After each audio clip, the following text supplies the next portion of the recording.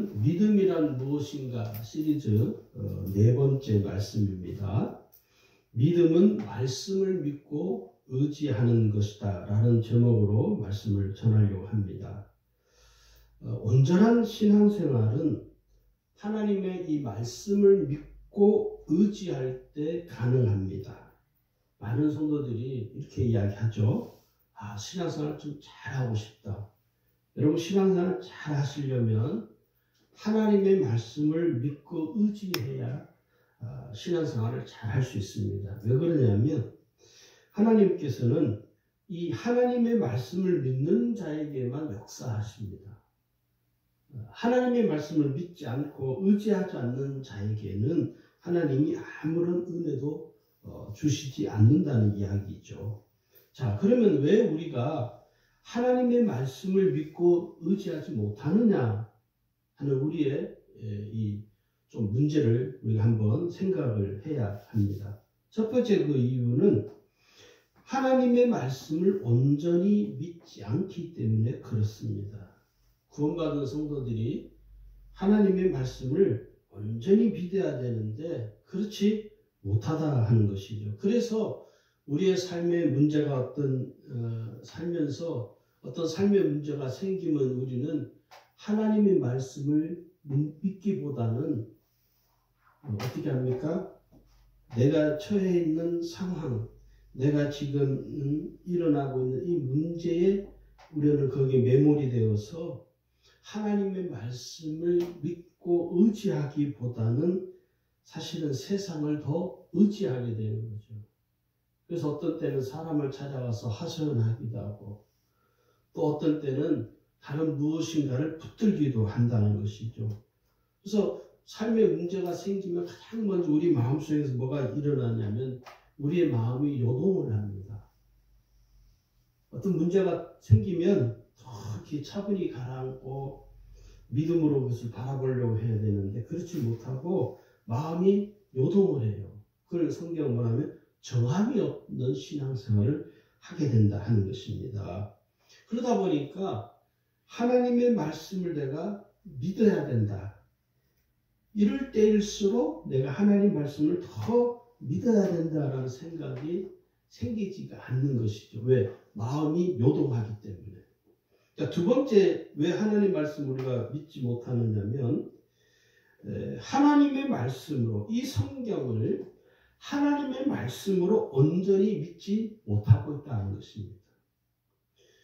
여러분 누차 강조를 하지만 이 성경은 하나님의 말씀이죠. 그렇게 생각하십니까? 네. 예, 하나님의 말씀입니다. 성경은 이 세상에서 유일하게 하나님의 말씀을 기록한 책입니다. 다른 책은 없습니다, 여러분. 다른 어떤 책에도 하나님의 말씀을 기록하지 않았습니다. 간혹 그런 분들이 계셔요. 자기가 어떤 책을 썼다고 그러면서 이 책이 성경 이상의 책이다라고 말을 하는 위험한 말을 하는 분들이 간혹 있습니다. 기독교 베스트 작가라고 그러면서 책을 좀 써서 많은 사람들이 읽혀지면 출판사에서도 과대 광고를 해요. 마치 그 책이 성경인 것처럼 포장을 해서 독자들에게 읽도록 하는 것이죠. 그러나 꼭 아셔야 될 게 성경 이외에 어떤 책에도 하나님의 말씀은 기록되어 있지 않습니다. 우리가 이걸 잘 분별하셔야 됩니다. 오직 성경에만 하나님의 말씀이 기록되어 있는 것이죠. 그래서 우리가 그 성경을 꾸준히 읽어야 되는 것입니다. 여러분, 성경을 수많은 책들 중에서 하나의 책이라고 여겨버리면 그 사람은 성경을 읽지 않습니다. 그리고 그 사람은 이 성경을 하나님의 말씀으로 믿어지지 않는 거예요. 왜? 많은 책들 중에 성경도 그 하나의 책이라고 여기기 때문에 사람들이 성경을 멀리하는 거예요. 오늘 성도들이 왜 성경을 안 읽느냐? 이유는 간단합니다. 성경을 하나님의 말씀이라고 믿지 않기 때문에 성경을 멀리하는 거예요. 이거 다른 거 없어요. 여러분 TV 얼마나 가까이 합니까? 왜 가까이 하죠? 너무 매력적이거든요. 너무 재밌거든요. 그러니까 TV를 가까이 하는 거예요. 그런데 우리가 TV를 가까이 하는 것만큼 성경을 가까이 하고 있느냐는 문제입니다. 여러분 스마트폰 없으면 어떻게 됩니까? 금단 현상이 오는 것처럼 바로 현상이 오죠. 불안하고 어떤 분들은 그렇더라고. 자기 핸드폰이 손에 없으면 불안하대요. 왜 그래요? 성경이 그만큼 우리의 삶에 밀착되어 있는 것이죠. 그런데 우리가 이 스마트폰을 내 손에 밀착해서 사는 것처럼 과연 우리가 성경을 밀착해서 살고 있느냐는 거예요. 처음에 제가 예수를 믿을 때 성경을 늘 읽고 싶은 거예요.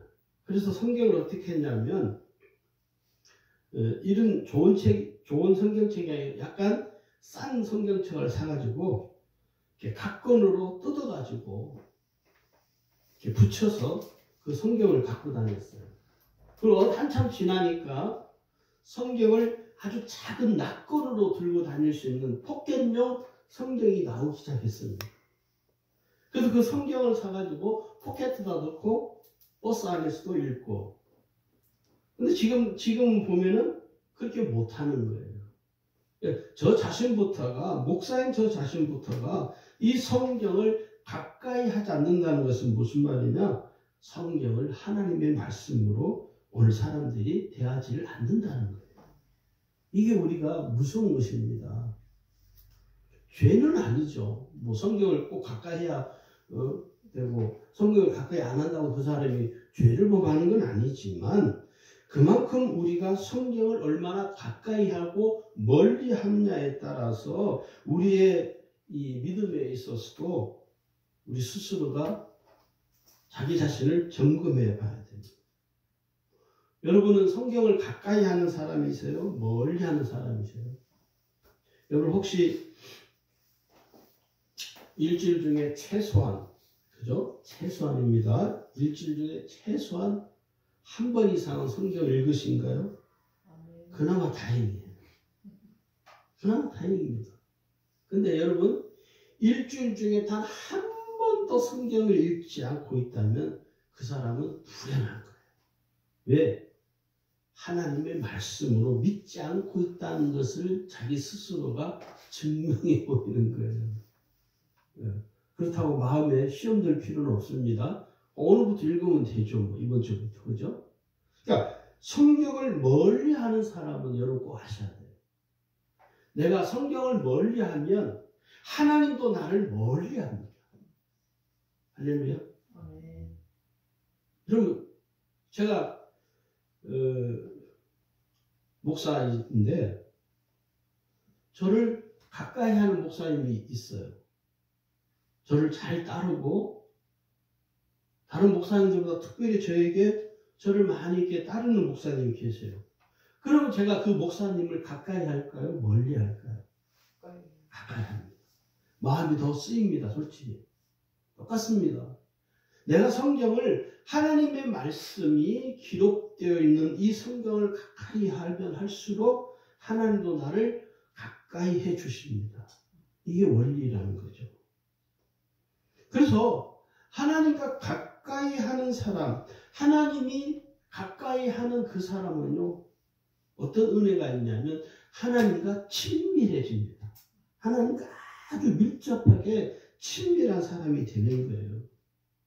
그러다 보니까 하나님이 그 사람에게 은혜를 줄 수밖에 없는 것이죠. 자, 그 다음에 세 번째는 왜 오늘 성도들이 하나님의 말씀을 믿지 않느냐면 하나님의 말씀을요, 사람의 말로 듣기 때문입니다. 구원받은 성도들이 가장 범하기 쉬운 실수 중에 한 가지가 있는데 그게 뭐냐면 하나님의 말씀을 사람의 말로 듣는 거예요. 범하기 쉬운 흔한 실수이죠. 성도들이 설교를 들을 때 그 설교를 목사의 설교로만 들어요. 그게 왜 틀린 말일까? 그럼 목사의 설교로 듣지 뭘로 듣지? 틀린 말이 아닌 것 같죠. 근데 틀려요. 설교를 목사의 설교로만 듣기 때문에 내 삶에 역사가 안 일어나는 거예요. 우리가 수많은 설교를 듣고 살아오면서도 삶에 기적이 일어나지 않는 것은 설교를 하나님께서 내게 지금 설교자를 통해서 내게 말씀하시는 말씀으로 듣지 않고 설교자의 설교로만 듣기 때문에 아무런 기적이 일어나지 않는 겁니다. 실제로. 그래서 목사의 설교를 설교자의 설교를 듣는 성도들이 이렇게 표현을 하죠. 오늘 목사님 설교가 너무 좋았어. 야, 오늘 목사님 설교가 진짜 은혜로웠어. 이렇게 표현하는 정도에 불과합니다. 이게 뭐냐면 그 설교를 하나님의 말씀으로 받아들인 것이 아니라 설교자의 설교로만 받아들인 거예요. 요즘 성도들이 어떤 설교가 가장 은혜로운 설교라고 생각하느냐고 묻는 질문에 대해서 대부분 성도들이 이렇게 대답을 했다고 그래요. 일이. 설교는 짧을수록 은혜롭다. 이게 1위가 됐다는 거예요. 설교는 짧을수록 은혜롭다는 거예요. 설교를 듣는 자신의 귀에 듣기 좋고 심적으로 부담이 안 가는 설교가 은혜롭다는 것이죠. 설교를 들을 때 마음의 심적인 부담이 안 생겨야 그 설교를 잘한 설교예요. 그래서 설교자인 목사들도 책임이 있죠. 설교라는 설교자들의 설교 내용이 대부분 뭐냐? 교인들에게 그 설교를 듣는 성도들에게 심적인 부담을 안 주는 설교를 자꾸 설교자들이 지향한다는 거예요. 이걸 좀 더 저는 조금 과하게 제가 말씀을 드리자면 한국 교회가 세속화되어진 증거라고만 말할 수 있습니다. 그래서 설교자가 설교를 듣는 성도들의 눈치를 보는 거예요. 그래서 오늘 이 설교 속에 혹시 성도들이 듣고 마음에 부담스러운 설교가 있을까? 그러면 그것을 삭제하는 거예요.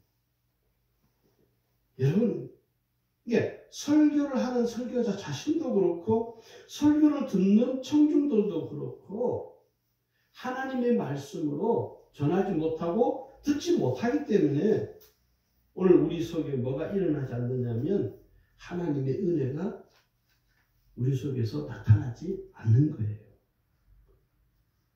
목사의 설교를 듣고서 설교자의 그 설교들께서 오늘 하나님께서 내게 말씀하시는구나. 오늘 저 설교는 내게 말씀하는 거야. 이렇게 고백하는 성도들이 많은 교회가 건강한 교회입니다. 초대교회 성도들 여러분 생각해 보세요. 초대교회 성도들은 여러분 사도행전 1장에 보면 사도 베드로의 설교를 듣고서 마음에 찔림이 왔다고 해요. 심적인 부담감이 생긴 거예요. 괴로운 거예요.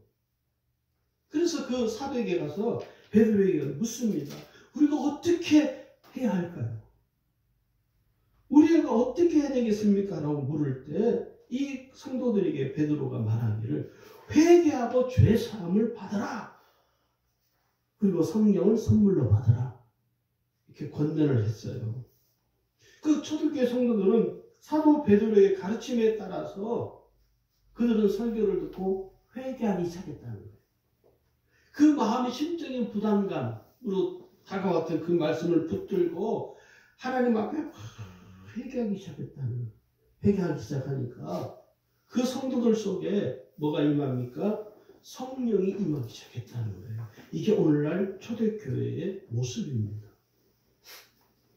우리가 한국 교회에서 다그 이야기하고 초대교회를 본받자.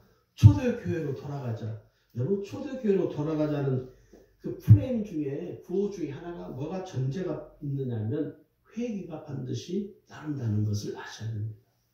사도의 설교로 듣지 않고 하나님의 말씀을 듣고 가슴을 치면서 우리가 어떻게 해야겠습니까? 라고 질문할 때 베드로는 그들에게 회개하라. 오늘 한국 교회가 영적인 침체로부터 벗어날 수 있는 유일한 길은 뭐냐면 거창한 구호나 캠페인이 아니라 설교자가 선포하는 그 설교를 더 이상 설교자의 설교로만 듣지 말고 하나님의 말씀으로 들을 수 있어야 그때서 비로소 한국교회는 이 영적인 침체로부터 벗어날 수 있습니다. 요즘 여러분 코로나 때문에 그렇지만은 우리 한국교회처럼 구호가 얼마나 거창한지 몰라요. 무슨 집회를 하고 막 그보다 더 중요한, 그 나쁘다는 말이 아니라 그것보다 더 중요한 것은 이 설교를 사람의 설교로 듣지 말고 하나님의 말씀으로 듣기 시작하면 오늘 초대교회와 같은 역사가 일어납니다. 할렐루야. 자, 그러면 우리가 왜 하나님의 말씀을 믿고 의지해야 되느냐면 첫 번째는 말씀은 진리이기 때문에 그렇습니다. 하나님의 말씀은 진리이신 말씀이죠. 그래서 우리는 진리이신 하나님의 말씀을 믿는 것입니다. 우리는 진리이신 말씀을 믿어요. 그래서 이 진리이신 하나님의 말씀이 우리의 믿음이 되는 것입니다. 내가 믿습니다. 그 믿음이 아니에요. 내가 정말 믿는 믿음의 근원이 뭐냐면 하나님의 말씀에 있습니다.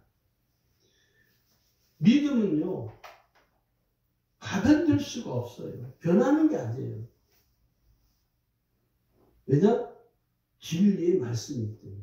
여러분, 진리의 말씀이신 하나님의 말씀은요, 가변되지 않습니다. 변하지 않습니다.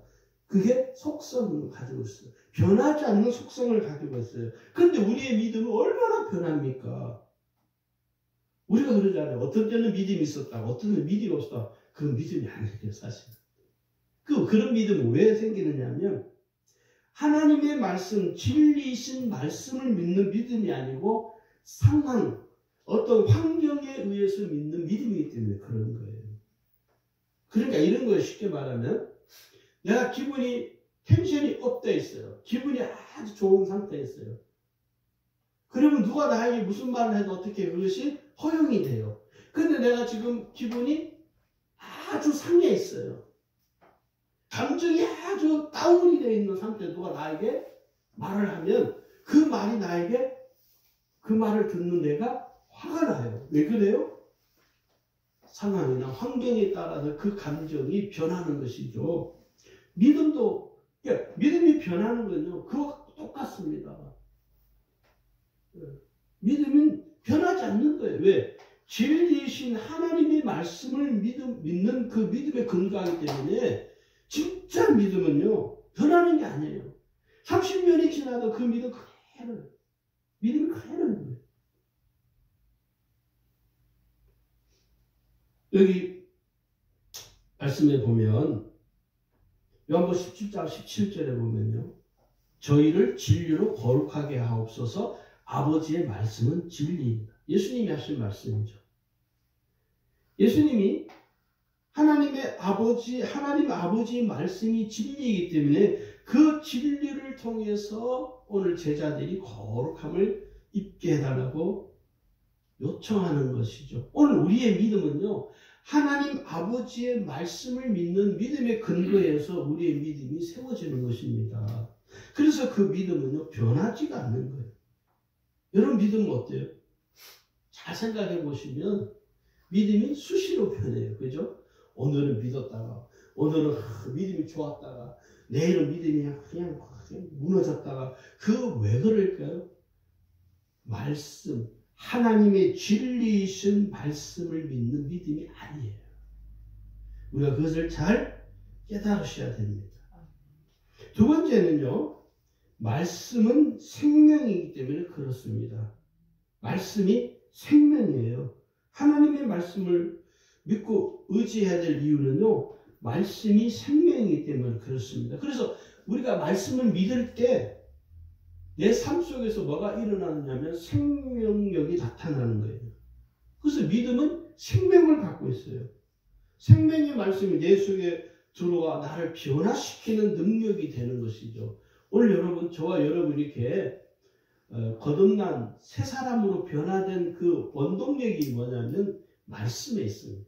내가 말씀을 믿었더니 그 말씀이 내 속에 들어와서 나를 변화시킨 거예요. 내가 변화된 것이 아니라 말씀이 내 속에 들어와서 나를 변화시킨 거예요. 어떻게 해요? 말씀의 사람으로, 생명의 사람으로 거듭난 새 피조물로 나를 변화시켜 주시는 거예요. 내가 변화된 것이 아니라 말씀이 내 속에 들어와서 나를 완전히 새롭게 변화시켜 주는 거예요. 그래서 우리가 말씀을 들을 때 믿음으로 들으면 내 삶에 새롭게 날마다 변화되어지는 거예요. 여러분, 우리가 변화되어진다는 건요, 한 번으로 끝나는 게 아니에요. 오늘 새롭게 변화되어졌으면 내일도 변화돼야 돼요. 근데 변화가 안 돼요. 왜요? 똥꼬집을 부리잖아요. 우리가 얼마나 새 고집입니까? 말씀이 들어와도 변화가 안 돼요. 그냥 20년 전이든 20년이 지난 후인데도 똑같아요. 왜 그래요? 말씀이 내 속에 들어와 나를 변화시켜야 되는데 말씀이 내 속에 못 들어와. 왜? 내가 완강하게 거부하는 거예요. 하나님의 말씀을 자꾸 거부하는 거예요. 그러니까 말씀이 내 속에 들어와서 나를 변화시키지 못하는 거예요.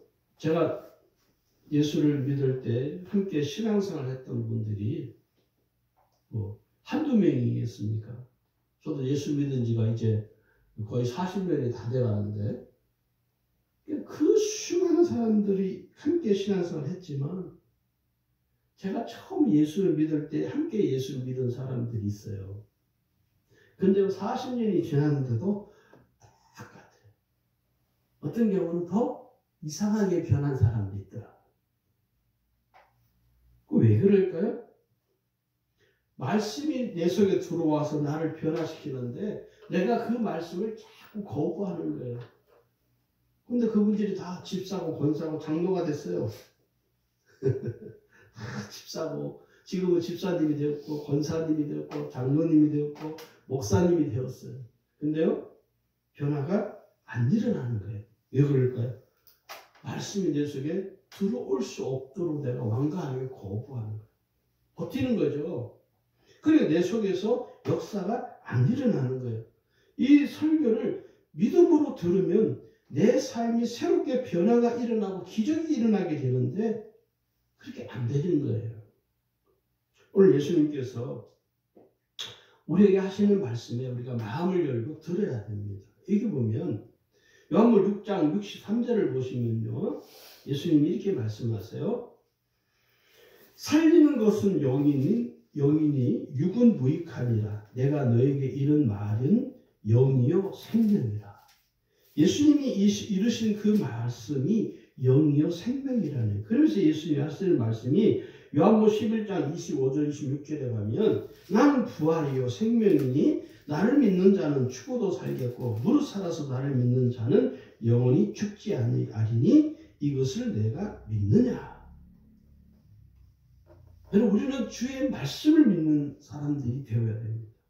내가 주의 말씀을 믿으면 그 주의 말씀을 내 속에 받아들이면 내 속에서 내 삶 속에서 뭐가 일어나느냐? 기적이 일어나는 거예요. 할렐루야. 이게 말씀의 생명력이라는 것입니다. 그 다음에 세 번째는요, 말씀을 통해서 역사하시기 때문입니다. 하나님께서는 구원받은 우리에게 역사를 하실 때 반드시 이 말씀을 통해서 하십니다. 우리가 그것을 잘 깨달아야 됩니다. 말씀이 아닌 다른 것으로는 하나님이 말씀하지 않습니다.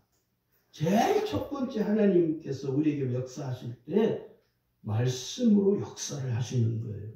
그러니까 말씀이 아닌 다른 것으로 한다? 문제가 좀 심각해져요. 하나님은 반드시 말씀을 통해서 우리에게 말씀을 하시는 하나님이십니다. 그래서 예수님이 그랬잖아요. 마태복음 4장 4절에 가면 사람에 대해서 예수님이 정의를 내려요. 사람이 떡으로만 살 것이 아니요 하나님의 입으로부터 나오는 모든 말씀으로 살 것이다. 이게 인간의 존재의 규정이에요. 인간은 하나님의 말씀으로 사는 존재입니다. 근데 하나님께서 나에게 말씀하실 때 무슨 말씀을 하시려고 하는지, 하나님 내게 말씀을 할 때 무슨 말씀을 하든지 그 말씀을 내가 들을 준비가 되어 있어야 됩니다. 그래서 때로는요, 내 마음에 불편함이 올 수도 있습니다. 심적인 부담감으로 말씀이 다가올 때 있어요. 사실은요, 하나님 말씀 이렇게 듣는데 내 마음에 아무 부담감이 없다? 그 조금 사실은 생각을 해봐야 됩니다. 우리는 하나님 말씀을 들을 때 내게 때로는 부담감으로 다가올 때가 있어요. 심적인 부담감이 느껴져요. 그때 그 말씀을 순전한 믿음으로 들어야 됩니다. 아, 지금 주님이 내게 말씀하시는구나. 내가 이 말씀에 순종해야지. 라고 우리의 신앙의 자세를 취해야 됩니다. 네 번째는요, 말씀이 약속이기 때문에 들어야 됩니다.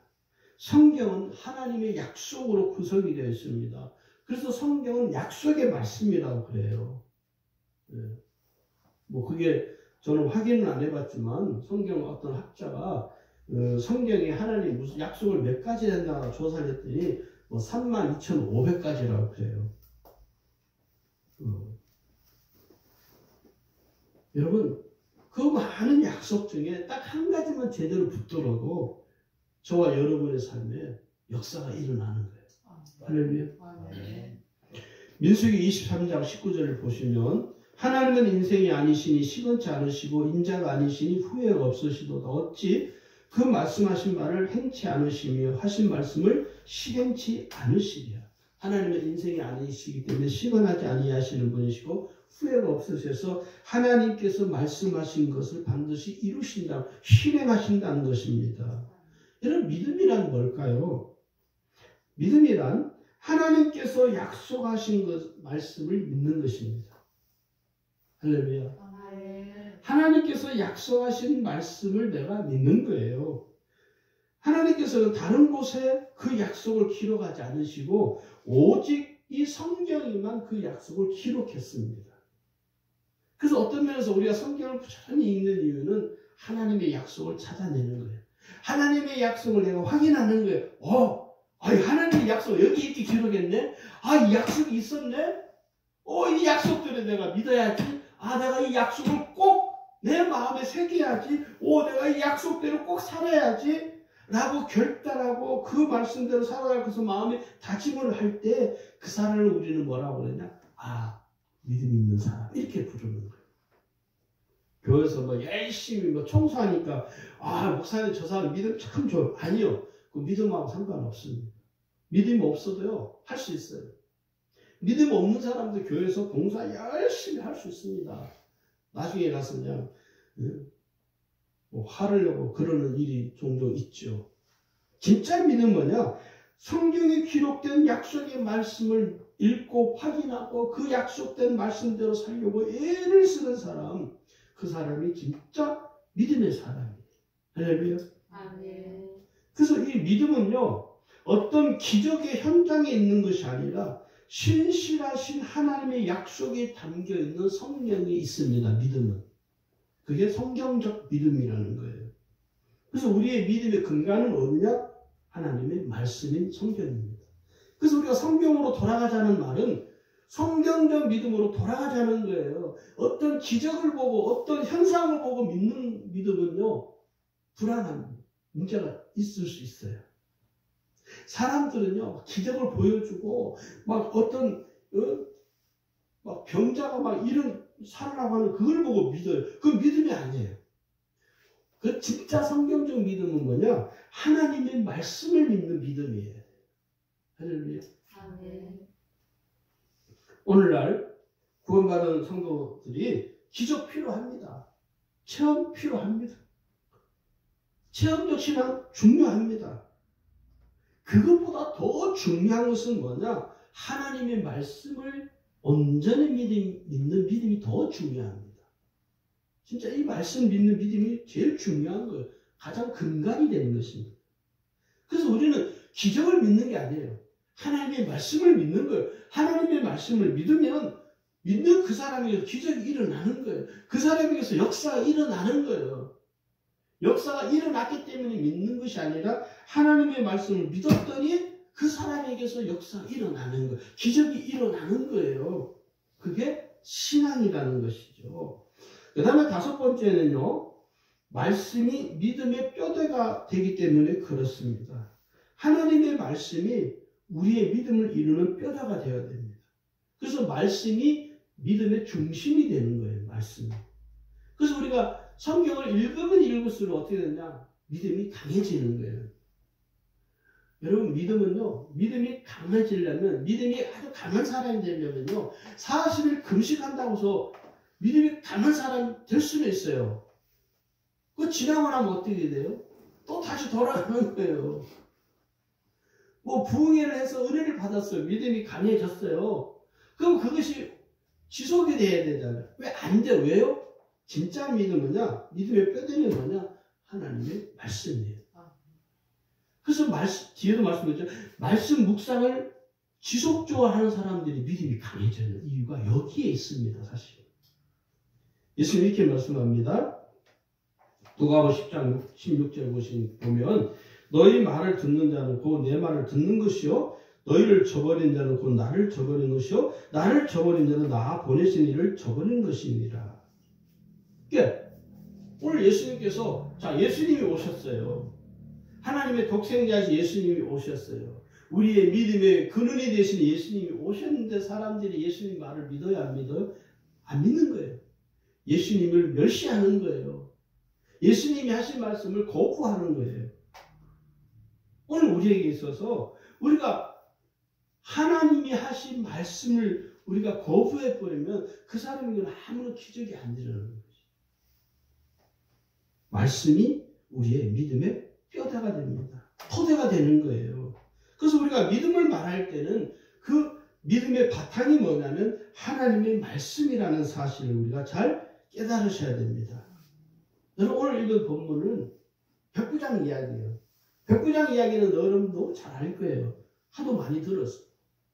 이 백부장의 믿음의 실체가 뭐냐면 하나님의 말씀만 믿는 믿음이에요. 자기 하인이 중풍병이 들어 예수님에게 왔습니다. 그 하인이 백부장에게서 그 하인이 중풍병이 들었습니다 말을 할 때 예수님이 그래? 그럼 내가 가서 고쳐주지. 그 이유가 중요한 거예요. 그러니까 백부장은 어떤 면에서 잘 보면 하인이 중풍병에 걸렸다는 문제가 중요한 게 아니라 예수님 말씀 자체를 믿는 믿음을 가지고 예수님이 온 거예요. 그래요. 백부장이 아유 주님 무슨 말씀이십니까?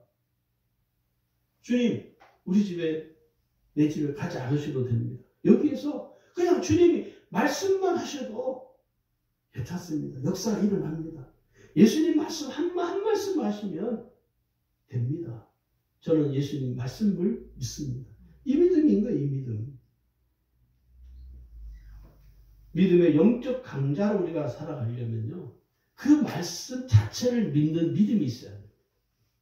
그 예수님께서 그 백부장을 보시고 따르는 그 사람들에게 이렇게 말하죠. 내가 진실로 너에게 이르노니 이스라엘 중 아무에게서도 이만한 믿음을 보지 못하였노라. 극찬을 하신 겁니다. 왜요? 백부장은 어떤 현상이나 어떤 기적을 믿은 것이 아니라 예수님 말씀 자체를 믿은 거예요. 우리가 믿음의 영적 강자로 하려면요. 어떻게 해야 되냐? 저는 세 가지가 꼭 필요하다고 봐요. 잘 안 되는 거죠. 오늘날 성도들이 잘 못하는 건데 이게 꼭 필요합니다. 첫 번째, 하나님의 말씀을 부지런히 읽고 묵상해야 됩니다. 성경을 부지런히 읽고 묵상하는 건요. 쉽지 않습니다. 이게 영적인 습관이 안 되면 결코 쉬운 게 아닙니다.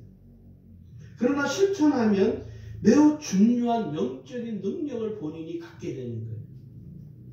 그래서 이 말씀을 부지런히 읽고 묵상하는 것을요, 1년, 2년 활동한 지속하면요, 그 사람은요, 자기도 모르는 사이에 어떤 일이 일어나는지 아십니까?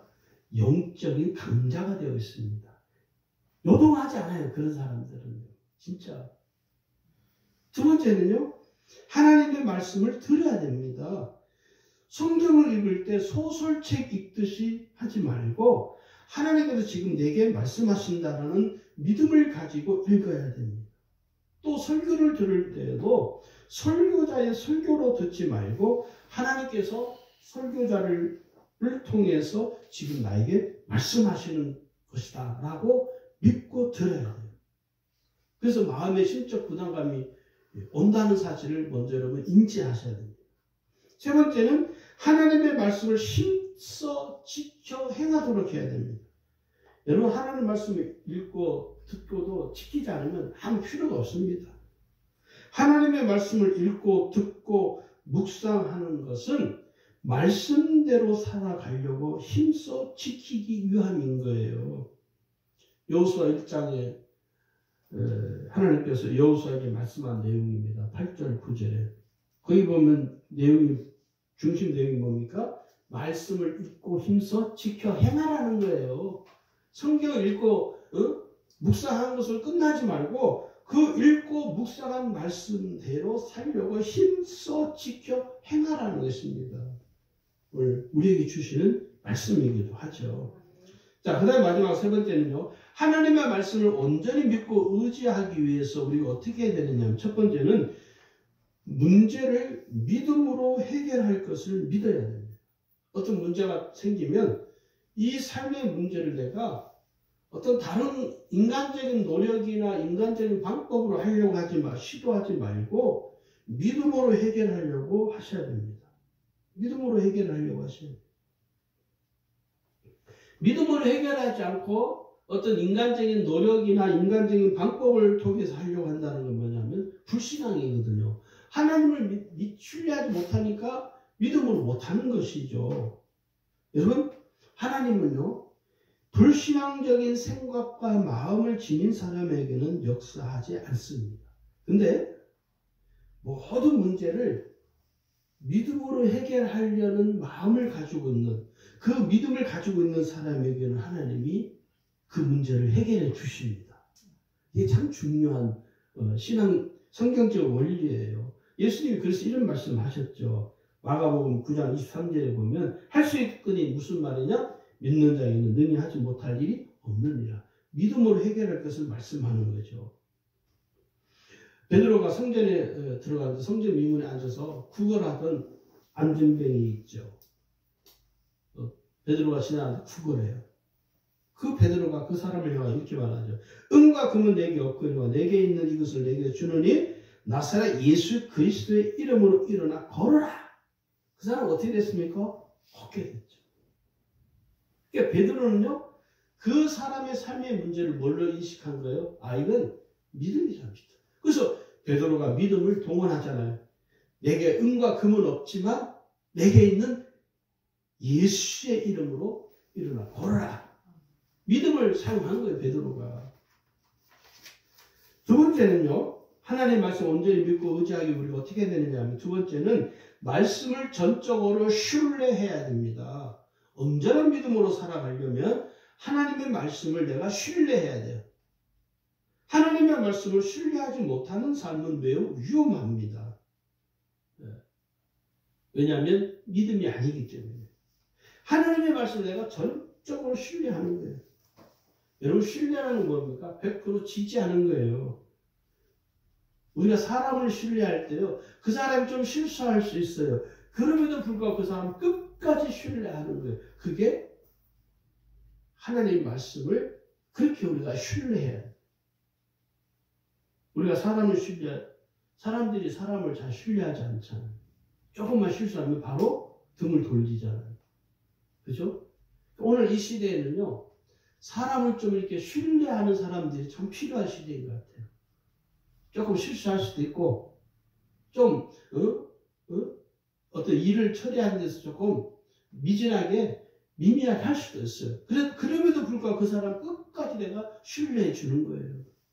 그러면 사람의 신뢰를 받으면요, 그 사람은 다시 일어날 수 있고 또 그 사람에게 좋은 일을 보여줄 수 있다는 거예요. 그러니까 오늘 우리가 하나님의 말씀을요, 하나님 말씀은 뭐 실수한 건 없잖아요. 우리가 하나님 말씀을 전적으로 신뢰를 보내는 거예요. 그게 진짜 믿음이라는 것입니다. 백부장이 하나님 말씀, 예수님이 하시는 말씀에 대해서 100% 신뢰했습니다. 100% 신뢰했어요. 그러니 그 사람이 백부장에 의해서 주님이 역사를 일으켜 주신 것이죠. 그 다음에 세 번째는요, 말씀을 부지런히 읽고 지속적으로 묵상해야 됩니다. 한 번 한다고, 한 번 했는데 안 된다고 손 놓지 마시고, 힘들어도 끝까지 하셔야 돼요. 계속. 지속적으로 하셔야 돼요. 지속적으로. 제가 처음 예수를 이렇게 믿고 20살 때니까 처음 예수를 믿고 교회에서 목사님께서 성경을 읽는 것을, 그때 당시 뭐였냐면 성경 공부를 제가 시작을 했어요. 교회 다닌 지 한 두 달쯤 지나서 교회에서 그 성경 공부하는 지금 그 이름이 뭐냐면 그 베델 성서라고 지금도 있습니다. 그 큰 교회들에서 성경 공부를 하는 과정이 있어요. 그 베델 성서라고 있는데 그 성경 공부 그 과정에는 저 같은 이제 예수 간 믿은 사람 못 들어가요. 원래 교회에서 안 받아줘요.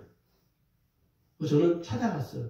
담임 목사님, 부목사님한테 말해갖고 통하지도 않고 해서 담임 목사님 방에 직접 찾아갔어요. 그 목사님, 박 선생 어떻게 왔냐고. 목사님, 저 간청이 하나 있습니다. 뭐냐고. 저 이번에 저는 예수 믿은 지 2달밖에 안 됐지만 베델 성서 성경 공부 꼭 들어가서 목사님 성경 가르치는 걸 꼭 받고 싶다고 허락해달라고. 이제 20살 된 청년이 젊은 나이 어린 청년이 와서 막 애걸을 하니까 목사님이 불쌍히 여기셔서 청년 담당하는 부목사님 부르시더라고요. 그러면서 우리 형제 베델 성서 들어올 수 있도록 조치를 해라.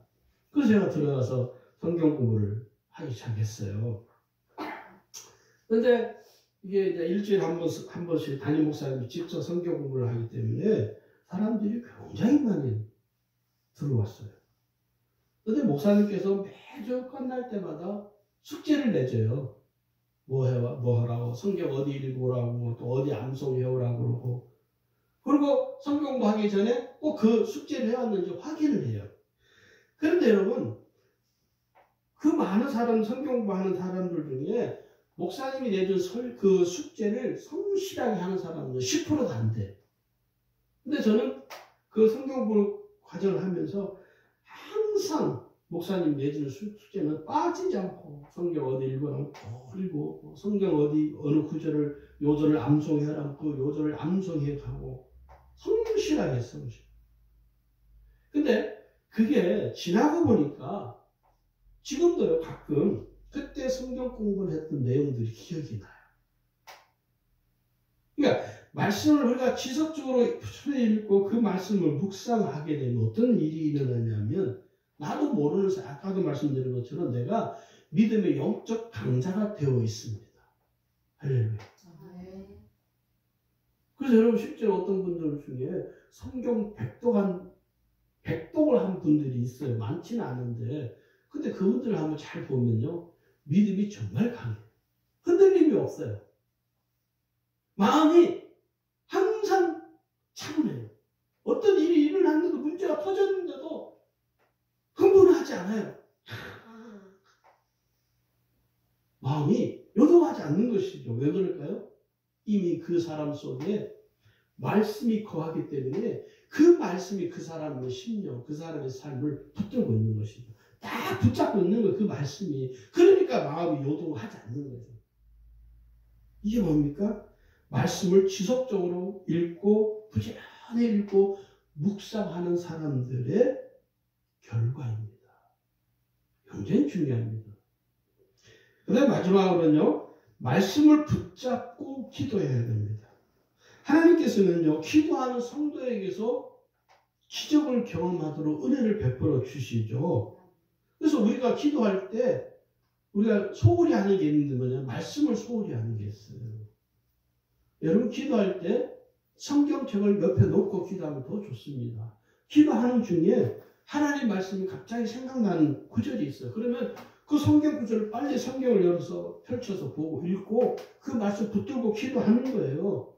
그래서 성경 암송이 중요한 거예요. 성경 암송이 그렇게 중요한 거예요. 내가 아는 말씀 붙잡고 기도하는 거예요. 그래서 기도하기 전에 꼭 성경을 한 장 읽고 특별히 이 사복음서 중 사복음서를 읽으면 참 좋아요. 성경을 읽고 말씀을 붙잡고 기도하는 거죠. 오늘 우리는요, 우리의 신앙생활은요, 말씀과 기도는 분리될 수가 없어요. 내가 기도할 때 말씀을 붙잡고 기도하고, 내가 말씀을 읽을 때 기도하고, 그래서 말씀과 기도를 함께 같이 하는 거예요. 그러면요, 말씀을 붙잡고 기도하면 기도 응답이 더 빠르고 그 기도가 더 능력이 있습니다. 오늘 베드로가 이렇게 고백하죠. 선생님, 우리들이 밤이 새도록 수고하였지만 잡은 것이 없지만 말씀에 의지하여 내가 그물을 내리이다. 뭐예요? 말씀에 의지해서 그물을 내리겠습니다. 말씀을 붙잡은 것이죠. 오늘 저와 여러분의 삶에 역사가 일어나려면 말씀을 붙잡고 기도하는 거예요. 하나님의 말씀이 나를 움직이도록 믿고 의지하고 오늘 내 삶의 기적을 경험하게 됩니다. 왜냐? 하나님은 믿음이 있는 곳에서는 항상 역사하십니다. 믿음이 없는 곳은 역사하지 않는데 믿음이 있는 자를 통해 하나님은 역사해 주세요. 오늘 말씀인 믿음은 말씀을 믿고 의지하는 것이다라는 이 설교를 들으시고 저는 우리 주님에게 모든 성도들이 백부장처럼 주님께 칭찬받는 믿음의 사람들이 되기를 주의 이름으로 축원합니다.